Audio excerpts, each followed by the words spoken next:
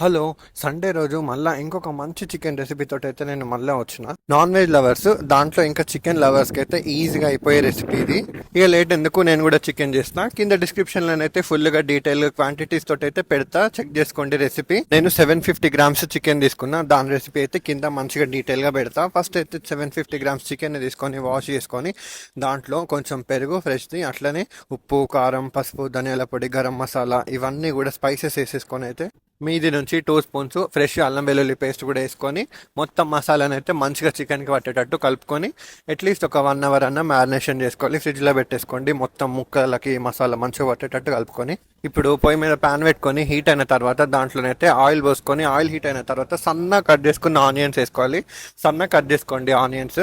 మళ్ళీ ఇవి మొత్తం ఫ్రై కావాలి. ఎట్లా అంటే గోల్డెన్ బ్రౌన్ అంటే మాడితాయి కదా కొంచెం, ఆల్మోస్ట్ మరి బొగ్గులా కాకుండా నార్మల్గా మాడేంత వరకు అయితే ఫ్రై చేసుకొని తర్వాత మ్యారినేట్ చేసుకున్న ఈ చికెన్ని దీంట్లో వేసేసుకొని మంచిగా కలుపుకోవాలి. మూత పెట్టేసుకొని ఒక 10 నిమిషాలు అయితే కుక్ చేసుకోవాలి. ఇప్పుడు మనకు చికెన్ కుర్మాకి కావాల్సిన మసాలాను అయితే ప్రిపేర్ చేసుకున్నాం. దీనికోసం అయితే ఫస్ట్ మిక్సీ జార్లోనైతే ఫ్రైడ్ ఆనియన్స్ వేసుకోవాలి. పెద్ద సైజ్ ఆనియన్ ఫ్రై చేసుకొని ఆ ఫ్రైడ్ ఆనియన్స్ 2 టేబుల్ స్పూన్ అయితే ఫ్రెష్ పెరుగు అండ్ ఒక 12 to 15 అయితే నానబెట్టిన బాదం ఇవి వేసుకోవాలి.